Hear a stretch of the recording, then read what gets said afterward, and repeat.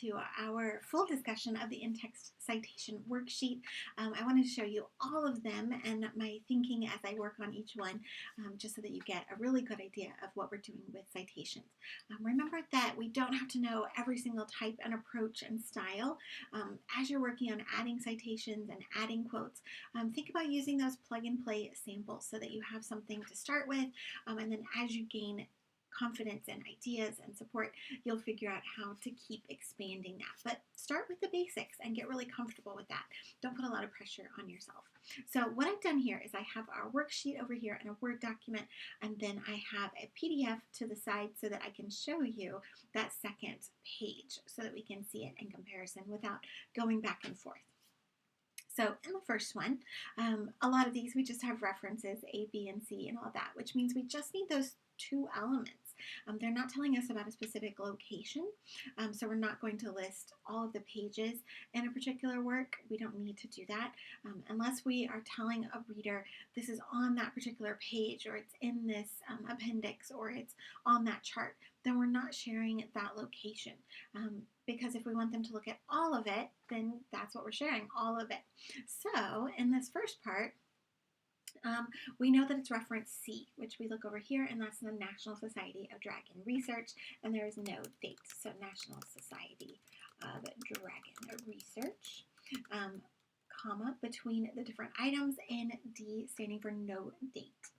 So that's it. That's all that we need to do. When we go down here for reference A, it's going to be something similar. We're just going to need to include Cadmus, and then we're needing the date, so that's 2019. Again, we're done. This third one is reference B, that's Medusa. Type it correctly. And then the year, so 2003. Again, there's no location, no specific location. We didn't take a specific quote from a specific page. We're saying, hey, this is conceptual information or paraphrased information from that work, not from that paragraph or that sentence, but from that work in general. So that's all we're sharing. So reference E is going to be Poseidon. And you'll notice that we have two of these. So that's where it gets a little bit different. We are going to go with the second one. So it needs to be 2015B, because that is going to help our readers know exactly which one to look at. Let's make sure I spelled that the way it was spelled over there, and it was. So then we have reference B again, which is Medusa,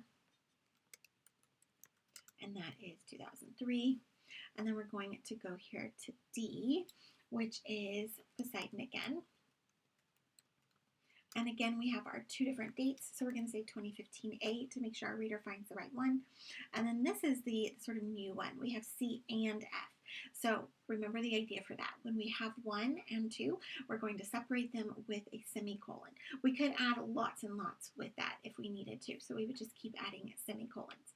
So we are first going to add C, which is the National Society of Dragon Research, and remember, no date.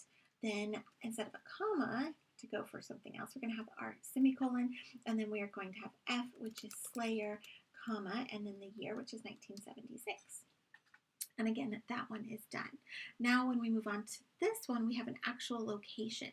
So for F, we are going to put in that information, which is Slayer, 1976, but then after that date, we're going to put a comma, and then we're going to do P for page and add a space and 35. So you'll notice that we have those commas between each item, semicolon between multiple resources, and then we add spaces between things. So if I have page number, it's abbreviated, so it needs a period after it, just the way no date also has periods for showing that I'm skipping information that I'm abbreviating.